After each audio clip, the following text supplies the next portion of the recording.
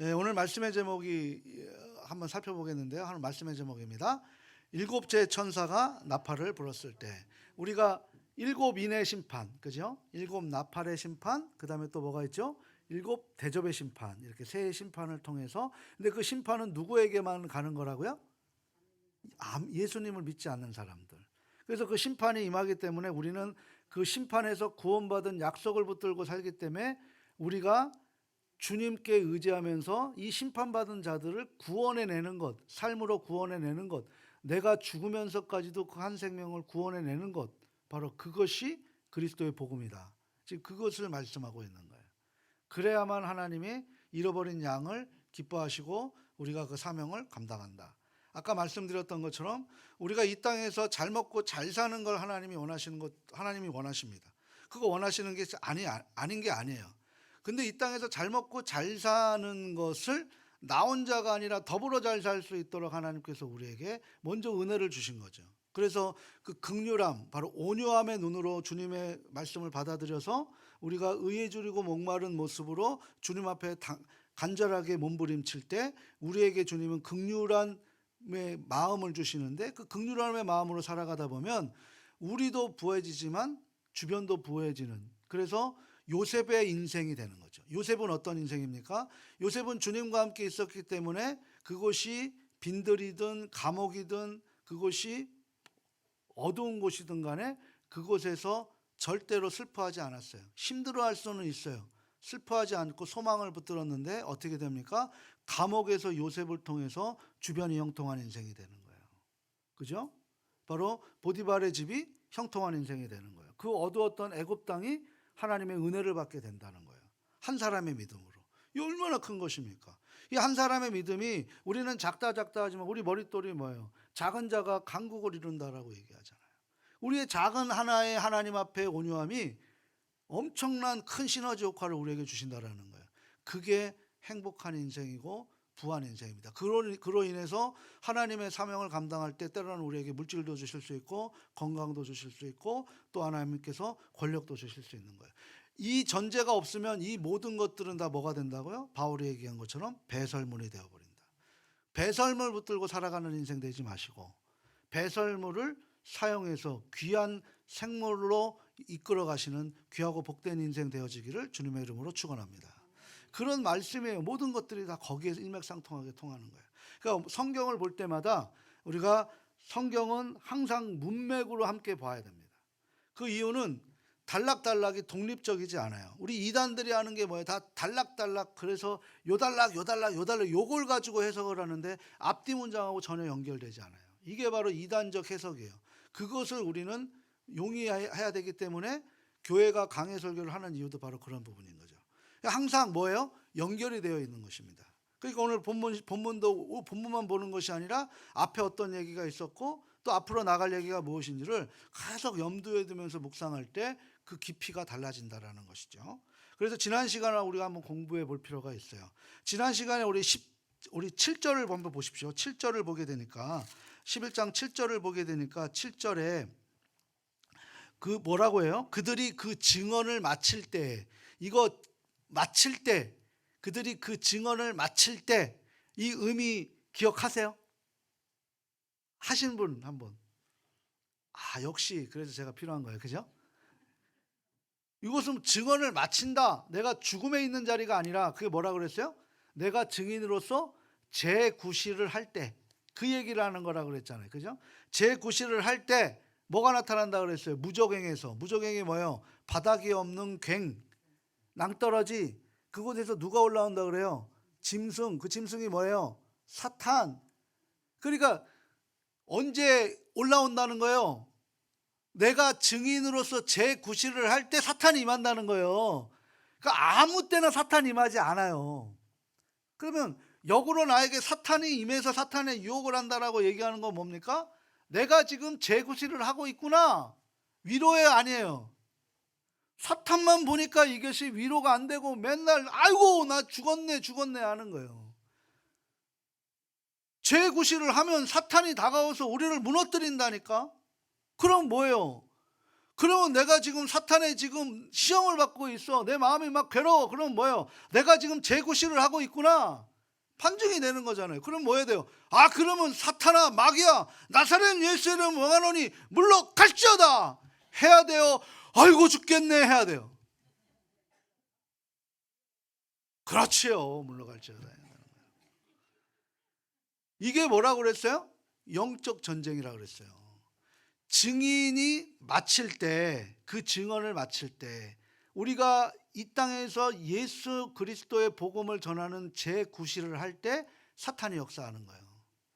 아니, 세상에 똑같은 사람 살고 나는 그래도 예수 믿어, 나는 예수 믿는 사람이야, 나는 천국 갈 거야 라고 하면서 술집 가고 뭐하고 다 하면서 사탄이 가만히 있어요, 안 계세요? 더해. 너 교회 가 그러지. 교회 가는 게 중요한 게 아니라고요. 믿음을, 성도의 구실을 제대로 할 때 이게 중요한 거예요. 이게 온유함, 우리가 지금 복음에 임한 것도 다 똑같은 이야기잖아요. 그죠? 8절에 보면 큰 성이 뭐라 그랬죠? 바벨론이라 그래서 큰 성 바벨로나 이렇게 얘기하잖아요. 그 바벨론은 대표성이라 그랬어요. 누구? 우리를 괴롭히는 대표성. 그러니까 사도 요한 당시에는 그 바벨론이 누굴까요? 로마죠. 그 지금 우리에게는 누굴까요? 우리에게는 나를 힘들게 하는 사람, 그죠? 나를 미워하는 사람. 그렇게 사단이 그렇게 역사할 수도 있어요. 그렇다고 그 사람이 사단이 아니에요. 우리가 자꾸 뭐 어디 기도원 가갖고 내 자리 조금 뺏었다고 사단아 물러가라 그런 식으로 하면 안 되는 거예요. 영적인 실체가 뭔지를 확인해야 된다는 거지. 그 온유함, 하나님의 말씀이 들려질 때 하나님의 눈으로 보여질 수 있게 되는 거예요. 그때 긍휼함이 이겨진 거예요. 미워함보다는 그를 위해서 기도하는 거죠. 주님이 말씀하여 원수를 사랑하라. 얼만큼? 7번을 70번까지 사랑하라. 그거는 될 때까지 하라는 거예요. 될 때까지. 그러면서 마음이 평정함이 생긴다는 거죠. 자, 그래서 이들이 하나님의 백성이 그리스도인들에게 하나님을 버리고 자신을 섬기도록 강요했어요. 그래서 뭐 십자가를 등지면 내가 너희들 먹을 걸 줄게. 우리가 지금 7교회 다 그렇게 얘기한 거 아니에요. 그것을 이겨서 하나님 앞에 칭찬받았던 교회가 앞에서 2번째, 뒤에서 2번째 하잖아요. 그죠? 애써 버드사 빌라라고 해서 애써 벌어서 사라 빌라를, 그 빌라가 하나님 나라다라고 얘기해서 애서 서머나 교회, 빌라델비아 교회. 그래서 라우디아 교회처럼 되지 말고, 그죠? 에베소 교회처럼 첫사랑 잃지 말고 이렇게 외우면은 이제 그 부분에 대해서 7교회가 다 되는 거예요. 서머나 교회는 내가 부유한데도 그 부유함을 포기하고 내가 주님을 선택하는 거고, 빌라델비아 교회는 내가 배고픔에도 불구하고 내가 그 배고픔을 놓치지 않고 그 배고픔 때문에 빵을 잡는 게 아니라 내가 죽을지언정 내가 주님을 잡겠다. 가난하든 부하든 예수 그리스도 칭찬받는 교회. 이 재구실을 할 때 누가 역사한다? 사탄이 역사한다. 사탄은 우리를 무너뜨리는 존재이지 세상 사람들이 아니에요. 그 사탄이 우리에게 역사하는 건 당연한 거지. 그럼 그거를 나는 제대로 재구실을 하고 있구나 이렇게 해석하게 되면 굉장히 하나님의 위로가 될 수 있는 거예요. 어떤 해석을 하느냐에 따라, 어느 관점을 보느냐에 따라서 우리의 마음가짐은 달라질 수 있다는 거죠. 그래서 증인으로서 재구실을 하는 두 증인 뭐라 그랬습니까? 교회와 성도라는 거죠. 교회는 뭐예요? 예언교회요. 예언교회 가족들이 교회예요. 저와 여러분이 교회예요. 그리고 저와 여러분이 성도예요. 성도라는 건 뭐냐면 거룩한 무리라는 거예요.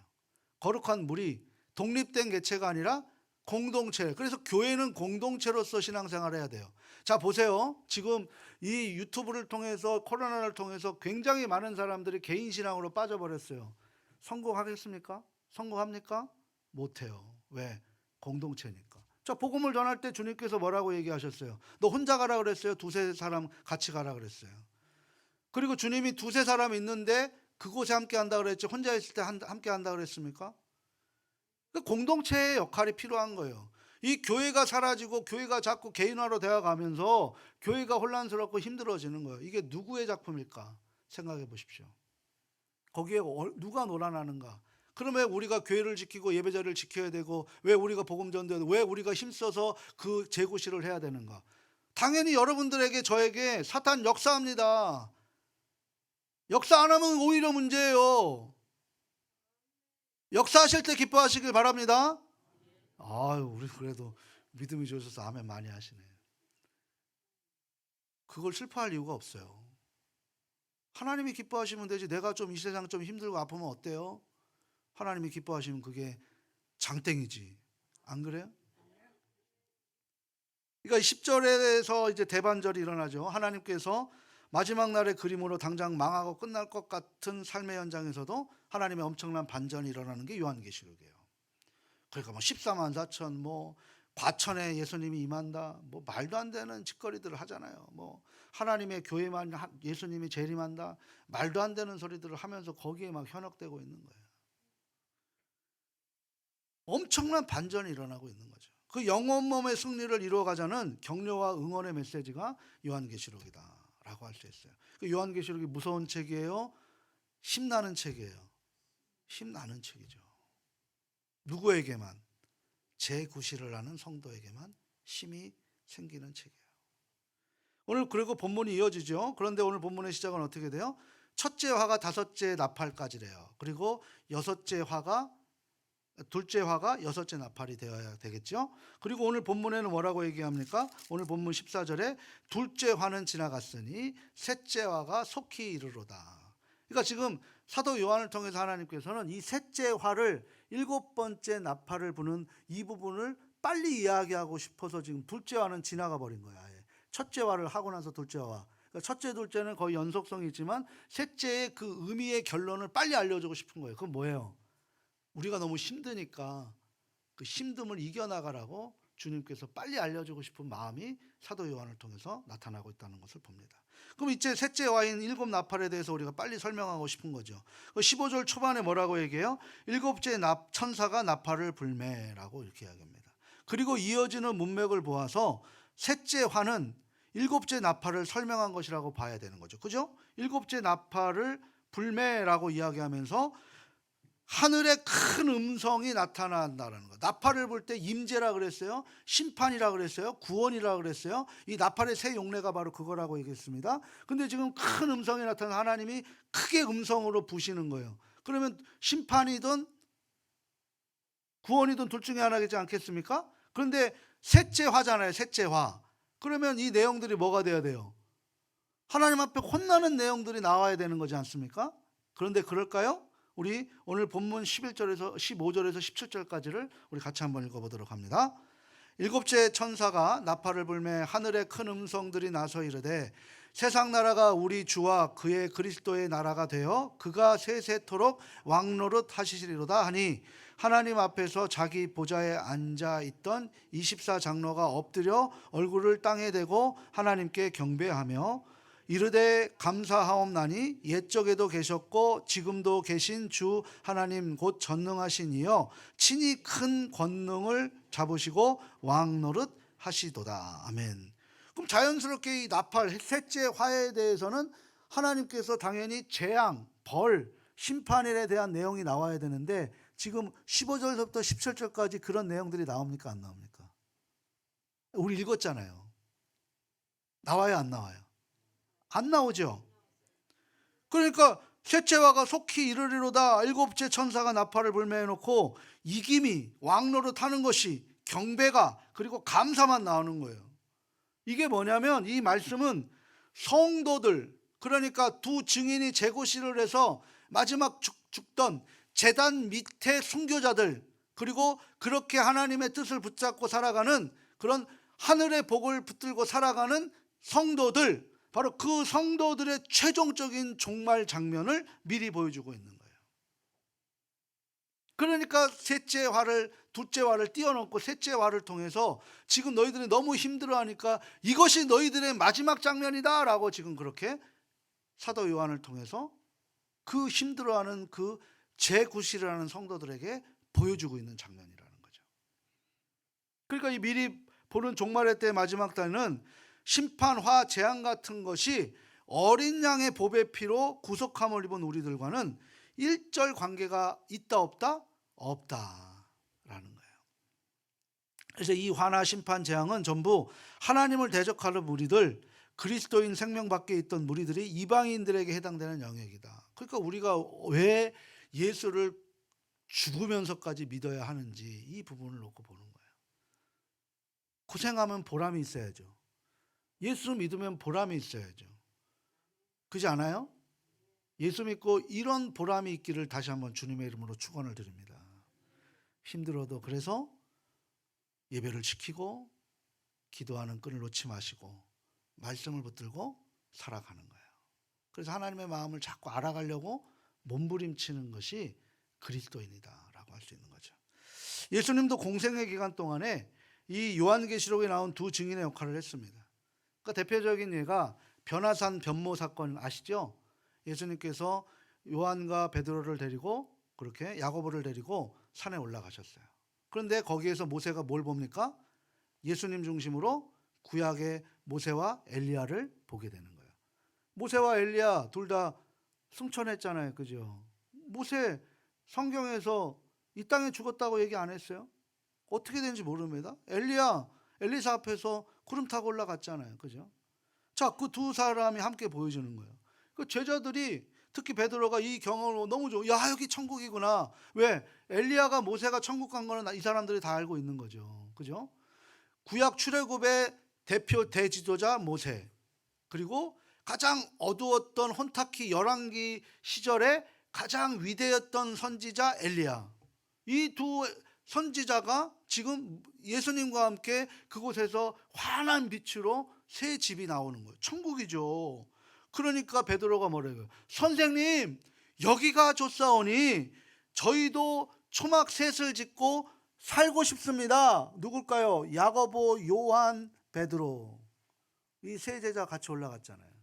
살고 싶습니다 라고 그렇게 종말의 체험을 미리 보여주신 거예요, 예수님이. 그런데 예수님께서 그때 그 제자들의 요구를 물리치시고 뭘 얘기하셨냐면, 이것은 지금이 아니라 니네 현실은 바로 지금 산 안에 있는 거야 라고 얘기해요. 산 안에 뭘 하고 있었어요? 나머지 제자들이 귀신 들린 자녀를 귀신을 쫓지 못하고 막 벌벌 떨고 있었던 상황인 거예요. 물과 불에 넘어진 처절한 삶의 현상, 귀먹고 귀신 들린 어린아이가 기다리고 있었던, 이게 삶의 현장이라는 거예요. 우리가 지금 처해 있는 삶의 현장. 이 두 사건을 연결하는 것이 바로 마지막 때 변화산에 변모하는 것이 하나님이 우리에게 영원히 약속해 주신 언약이고, 지금 우리가 치러야 할 자리는 어디냐? 이 천국이 아니고 바로 영적 전쟁의 그 치열한 현장이다 라고 지금 말씀하고 있는 거예요. 그럼 오늘 우리는 어떤 삶을 살아가야 돼요? 이 영원한 약속을 붙들고 삶의 영적 전쟁에서 오늘도 승리하는 삶을 살아갈 수 있기를 바랍니다. 그러기 위해서 성령 충만함을 간절히 요구하는 거예요. 이게 바로 주님이 보여주신 요한계시록의 마지막 그림이에요. 이 장면도 종말을 살아가는 저와 여러분들에게 삶에 지치고 힘겨울 때, 오늘 그 찬양했잖아요. 삶에 지치고 힘들 때, 바로 그 찬양을 통해서 억울한 일들로 인해 눈물을 쏟아내는 자리가 항상 이 말씀을 붙들고 승리하라 라고 지금 우리에게 위로해 주시고 격려해 주시는 말씀인 줄 믿습니다. 자, 다시 본문 15절로 돌아와서 일곱째 천사가 나팔을 불 때 나팔 비유로서의 마지막 그림을 보여주죠. 하늘에 큰 음성이 나서 이르되 세상 나라가 우리 주와 그리스도 그의 그리스도의 나라가 되어 그가 세세토록 왕노릇 하시리로다. 결국 세상 나라가 어떻게 된다는 거예요? 하나님 나라가 된다는 거예요. 세상 나라는 망하고 하나님 나라가 영원하다라고 말씀하고 있는 거예요. 그런데 지금 말씀하는 이 소개된 두 나라 중에 하나는 어둠의 권세가 잡은 사람들이 주관하는 세상 나라를 말합니다. 그래서 이 세상에 흘러가는 모든 이론과 논리와 가치는 불공평할 수밖에 없어요. 그 불공평에 우리가 반응하는 게 뭔지 아세요? 비교. 저 사람은 잘 내는데 나는 왜 그래? 이게 사단의 노름이에요. 자, 보세요. 어둠의 권세 잡은 자가 이 세상 나라라고 그랬어요. 그러면 하나님은 공평한 나라예요. 하나님 나라는 모두가 똑같이 주신 거예요. 하나님의 공평한 나라다라고 우리에게 허락하신 게 뭐예요? 24시간이에요. 진시황이 불로쳐 먹는다고 더 오래 살지 않아요. 이병철이든 누구든 다 죽어요. 김정은도 죽어요. 이게 공평한 나라예요. 근데 그 있고 없음에 그것 때문에 더 가지려고, 그것 때문에 비교해서 내가 평가절하하고, 그것이 교만의 한 부분이라고 제가 말씀을 드렸어요. 하나님이 우리를 어떻게 사랑하셨는데 왜 우리 스스로가 우리를 판단합니까? 그 얘기하는 거예요. 그러므로 우리가 교환계시록을 보게 되면 제단 아래 아직도 아우성치는 한 맺힌 성도들의 응답받지 못한 기도들이 있었다라고 했습니다. 제단 아래 곧 세상에 여기는 불공평하고 억울함의 탄식의 눈물이 있다라는 거예요. 지금도 우리가 있다라는 거예요. 그것을 하나님께서 다 듣고 계신다는 거예요. 그리고 그 응답은 하나님이 반드시 속히 이루어 주신다고 약속해 주신다는 거예요. 우리의 기도가 그런 기도 되시길 바랍니다. 내가 부자 되게 해주세요. 화장실 들어가기 전에 기도하지 마시고, 우리는 화장실 들어가기 전에 기도만 한단 말이에요. 나왔을 때 미리 기도를 하자는 말이에요. 우리는 그 기도를 해야 된다는 거예요. 이거 주면 이렇게 할게요 하는 사람 한 명도 못 봤어요. 그렇게 하겠습니다. 그리고 나서 이야기하는 거예요. 휘지 주세요. 내가 그럼 하나님 열심히 할게요. 그리고 휘지 달랠 때까지 있어서 소위 바지에 똥 싸지 말고 믿습니다라고 화장실 들어가면 누구를 통해서 하나님께서 휘지 전달해 주신다는 거예요. 이게 믿음이에요. 제가 웃으라고 한번 말씀을 드린 겁니다. 제단 아래 그 세상에 여기는 불공평한 억울함이 있는데 탄식의 눈물이라는 거예요. 이 세상의 이치와 논리와 가치의 기준에 견주어 항상 손해를 보고 심지어 바보 취급을 당하는, 수시로 불이익을 받는 성도들에게 혼란이 일기도 하고 답답할 때가 있기도 합니다.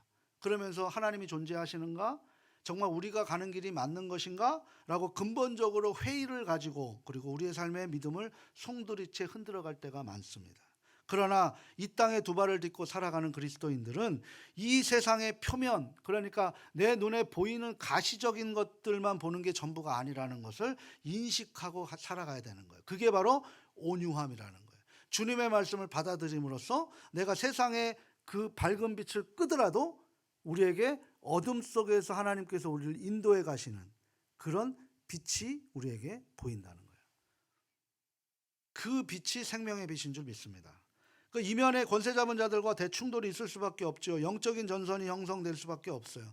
다시 말하면 이 세상의 어떤 현상과 혼란과 분열 뒤에 어둠 권세 잡은 자들이 있다라는 거예요. 예수님께서도 이 대구원 사역을 하시기 위해서 시작하실 때 제일 먼저 누가 역사했어요? 사탄이 역사했어요. 그게 마태복음 4장, 누가복음 1장, 마가복음 1장, 그리고 누가복음 4장 414, 바로 광야 시험이에요. 마귀였죠. 마태복음 4장에 보면 어둠 잡은 권세가 뒤에서 그것을 방해하고 같은 소동을 일으킵니다. 우리는 항상 이 보이는 세계가 전부가 아니라 이 이면에 영적인 전선이 형성되어 있다라는 것을 우리가 알아야 되고, 그것 때문에 우리가 자꾸 그 눈을 보기 위해서 치열하게 전쟁을 해야 돼요. 그 눈을 막기 위해서 사단은 우리에게 이 땅의 것으로 정말 많은 것을 요구합니다. 많은 것을 유혹하는 거예요. 그것을 통과할 때 테스트를 통과하는 것이고, 그것을 통과하지 못하면 사단의 템테이션의 유혹에 넘어지는 거예요. 사단이 우리를 뭘로 유혹합니까? 저 보이지 않는 것으로 유혹을 해요? 보이는 것으로 유혹을 하는 거예요. 보이는 것으로. 이면의 것을 볼 수 있는 우리들이 돼야 되는 거죠. 지금도 날마다 가정사, 개인의 인생사에서 벌어지고 있는 싸움이지만 결국 하나님 나라의 최종 승리를 거둡니다. 이제 이렇게 되는 거예요. 집에서 분란이 일어나요. 아, 이제 지금 사탄이 또 역사하는구나. 그럼 어떻게 해야 돼요? 내가 여기서 들어가지 말아야지. 내가 여기서 화를 내면 안 되겠지. 어제 저도 그래도 또 넘어갔어요. 저도 또 졌어요.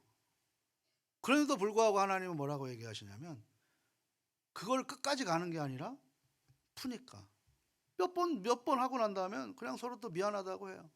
또 다음날 또 싸울 수도 있어요.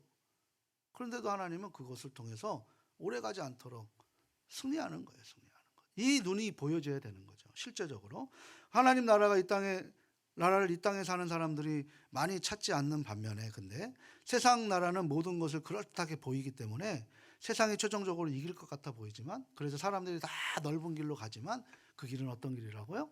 죽음의 길, 멸망의 길이라는 거예요. 나중에 뚜껑을 열어보면 정반대라는 거죠. 우리는 한 치 앞도 모르기 때문에 지금 그 뚜껑을 열어보기 전이기 때문에 우리가 그 길이 영원할 거라고 장담하지만, 결론은 성경이 맞다라는 것을 역사가 증명하고 있잖아요. 로마가 살았습니까? 바벨론이 남았습니까?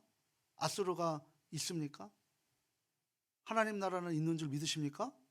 이게 승리잖아요. 흔들릴 때마다 주일 예배 자리로 다시 말씀으로 다시 확인하고, 맞아, 내가 미쳤지, 아니야, 내가 그러면 안 되는 거야 라고 자꾸 재조명을 하고 재조정을 하고 나가면서 사는 거예요. 그래서 여기에서 요한계시록 4장 8절과 오늘 본문 17절과 비교해서 볼 필요가 있어요. 요한계시록 4장 8절 한번 우리 화면을 통해서 같이 한번 읽어보도록 합니다. 네 생물은 각각 6날개를 가졌고 그 안에 주위에는 눈들이 가득하더라. 그들이 밤낮 쉬지 않고 이르기를 거룩하다 거룩하다 거룩하다 주 하나님 곧 전능하신 이여 전에도 계셨고 이제도 계시고 장차 오실이시라 하고. 우리 17절도 한번 같이 한번 읽어봅니다. 이르되 감사하옵나니 옛적에도 계셨고 지금도 계신 주 하나님 곧 전능하신 이여 친히 큰 권능을 잡으시고 왕노릇 하시도다. 아멘. 이 두 말씀에 중요한 차이가 하나 있어요. 그게 뭐예요? 4장 8절에는 전에도 계셨고 이제도 계시고 장차 오실 이라고 짧은 구절에 과거, 현재, 미래가 다 담겨져 있습니다. 그런데 오늘 본문 17절에는 뭐예요? 과거, 현재만 있어요. 그죠? 오늘 17절에는 과거, 현재만 있어요. 미래가 없어요. 그잖아요? 그러니까 4장은 뭐예요? 미래의 시간을 내다보는 그것의 약속 때문에 하나님께서 과거, 현재, 미래를 다 설명하는 거고, 지금 계시록 11장은 미래의 시간을 내다본 거잖아요. 지금 이게 장차 이루어질 것을 지금 사도 요한을 통해 이야기한 거잖아요. 그럼 현재밖에 없는 거예요. 그 현재를 이야기하는 거지 미래가 더 어디 있겠어요.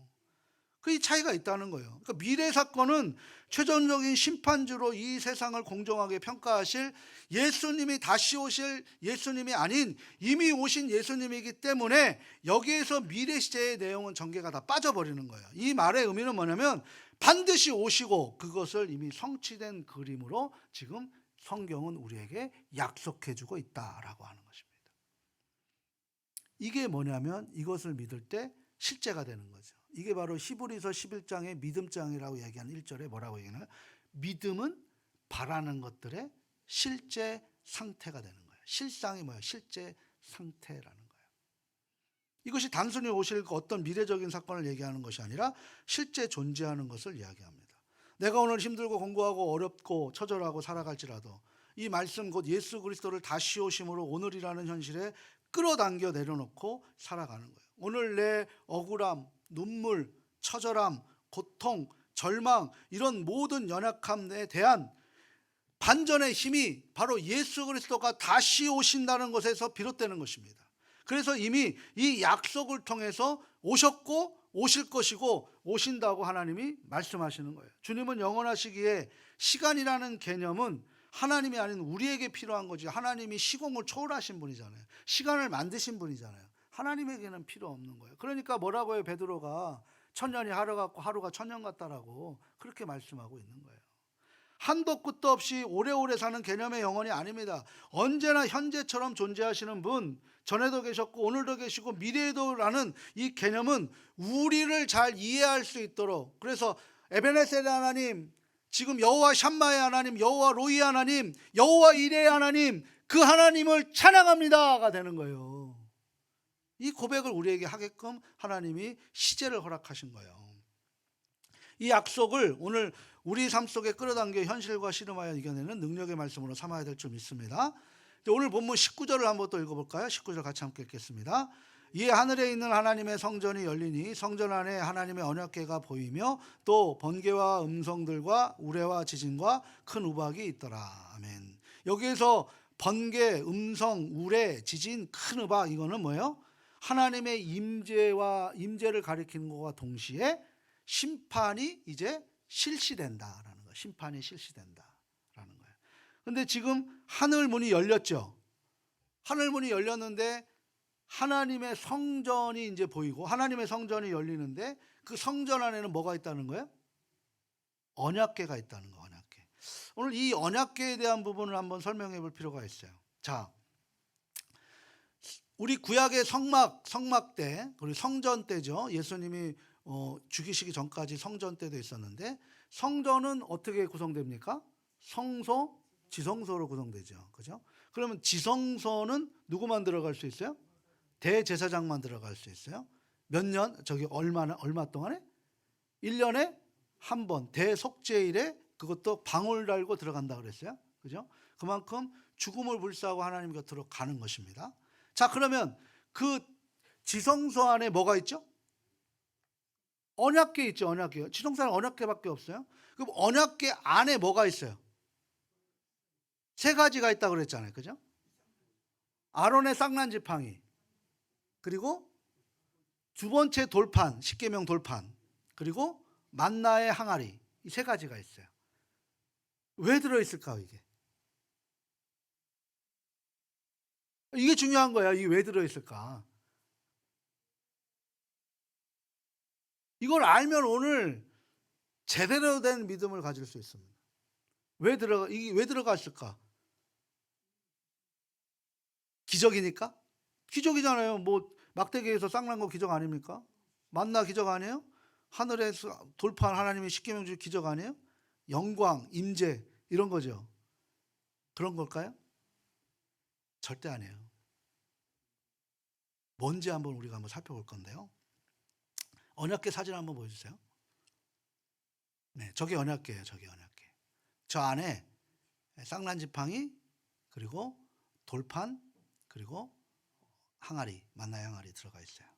자, 세 가지 공통점이 뭘까요? 바로 첫 번째, 아론의 쌍난 지팡이. 저 아론의 쌍난 지팡이가 언제 생긴 건지 아십니까? 고라자손 아세요? 고라자손? 고라자손이 우리도 레위인인데 왜 저 아론만 너 왜 지도자로 삼느냐? 우리도 레위인이다. 우리를 사용해라. 그래서 하나님이 모세를 통해서 뭐라고 그랬어요? 그럼 짝대기들 다 갖고 와. 다음날 봐. 근데 거기서 어떤 곳에만 쌍났어요? 아론의 지팡이가 쌍났어요. 내가 아론을 선택한 거야 라고 이야기하면서 고라자손의 구절에서 다 직사해 버립니다. 그럼 저 아론의 쌍난 지팡이는 뭐예요? 불순종. 하나님의 권위를 거부하는 거 아니에요? 하나님의 패역한 거죠. 하나님의 계획에 반기든 거 아니에요? 아론의 쌍난 지팡이. 그죠? 하나님을 향한 반역을 기억하라고 아론의 쌍난 지팡이 준 거 아니에요? 아론도 너도 까불지 마. 네가 능력이 아니라 내가 너를 선택하여 네 능력을 받는 거야. 그지 않아요? 반역, 패역. 우리 민수기 16장 3절 상반절 한번 볼까요? 그들이 모여서 모세와 아론을 거슬러 그들에게 이르되 너희가 분수에 지나다. 너희가 너무 은혜 받았어 라고 얘기하는 거예요. 두 번째, 모세의 그 십계명 두 번째 돌판. 왜 두 번째예요? 첫 번째가 아니고? 그러면 첫 번째가 있었지 않겠습니까?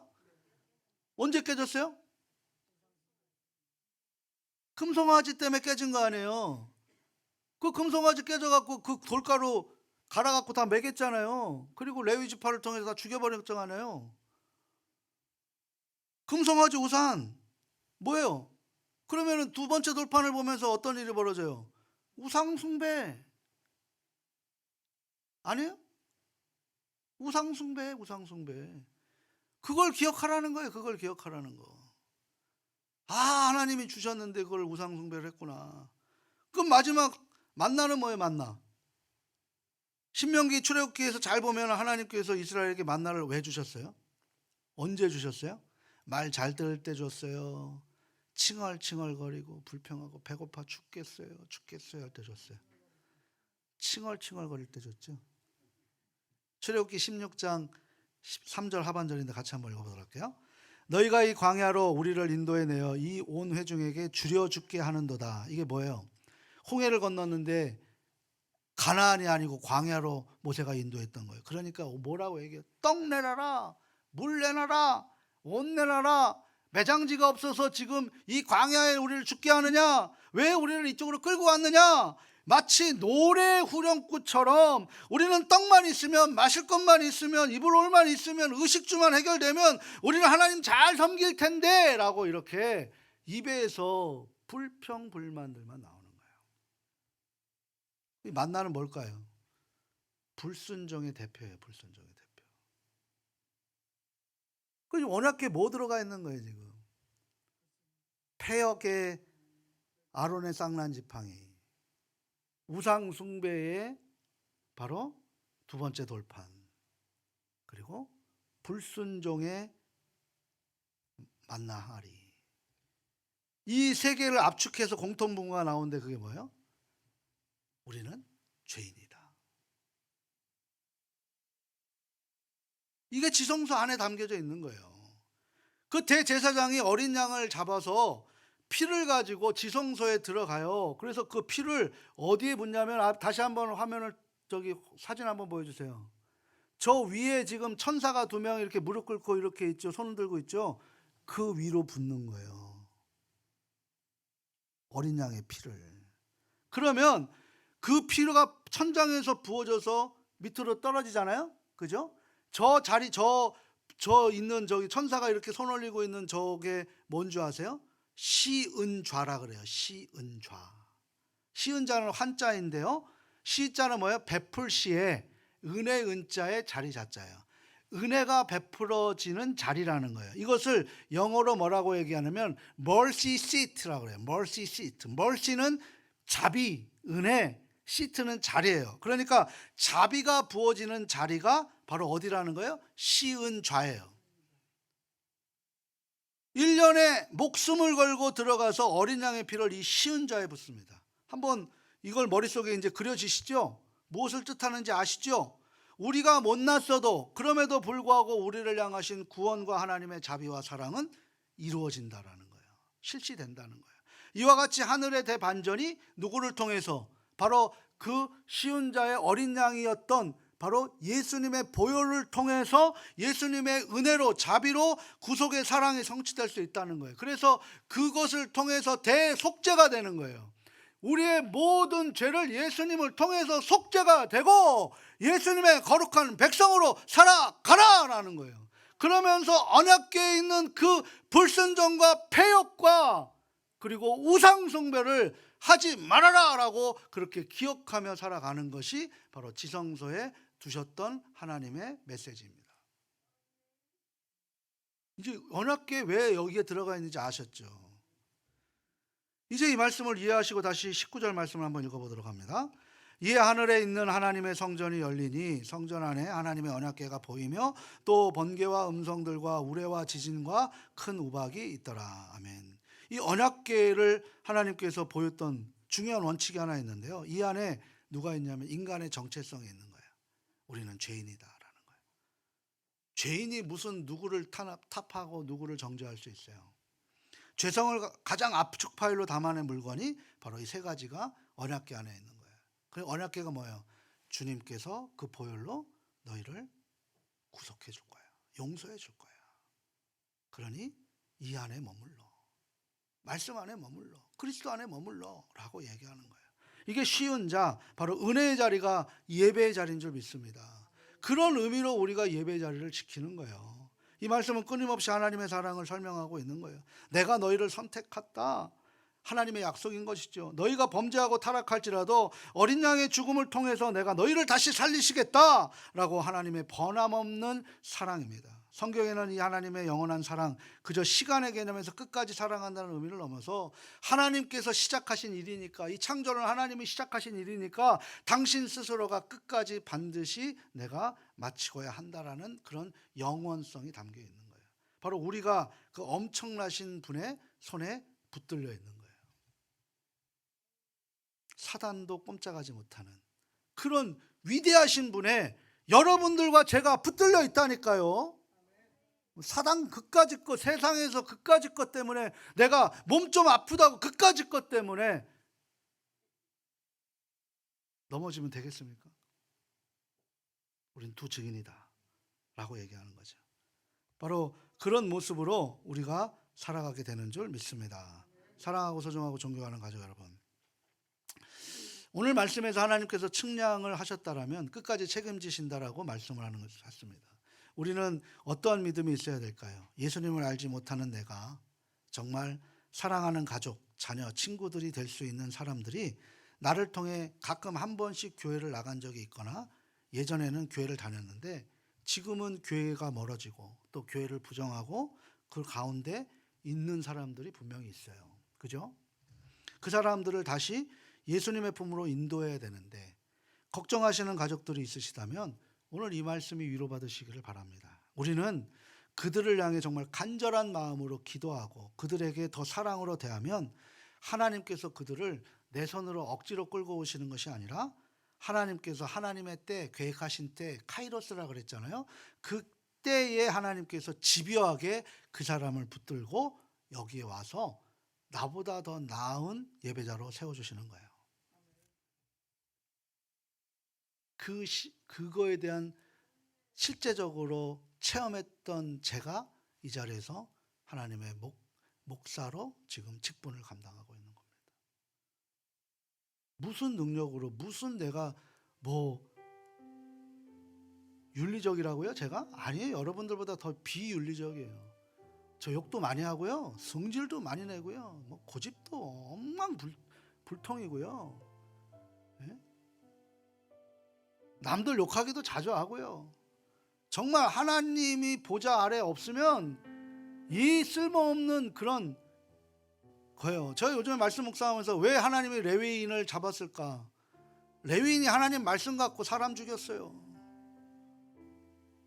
제가 그런 놈일 것 같아요.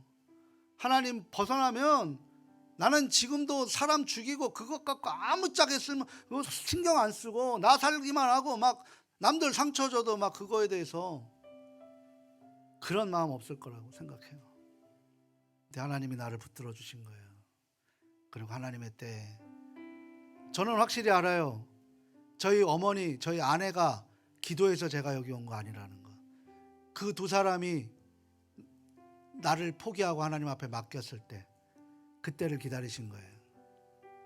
내가 너를 선택했다라는 거죠. 우리 가족들이 지금 힘들고 어렵다고, 우리 가족들이 지금 돌아오지 않는다고 답답하십니까? 답답해하지 마시고 기도하세요. 그리고 기도하면 하나님의 카이로스의 때에 하나님께서 아주 집요하게 그 사람을 붙들어서 이끌어 가게 되는 줄 믿습니다. 그 위대함의 절정이 바로 예수 그리스도의 성육신 사건이에요. 우리를 살리시기 위해서 예수님이 그냥 오신 거 아니에요. 바로 이런 집요함으로 우리를 살리시기 위해서 이 땅에 오셨던 거예요. 오늘 우리도 바로 이 삶의 위로를 확신을 가지고 우리는 구원받고 하나님께서 우리를 끝까지 책임지신 마지막의 대반절을 압니다. 모르는 사람들에게 우리가 어떻게 전할 수 있어요? 더 간절히 기도하는 거예요. 그들을 위해서 몸부림치는 거예요. 그럼 하나님께서 그 기도를 반드시 응답해 주실 줄 믿습니다.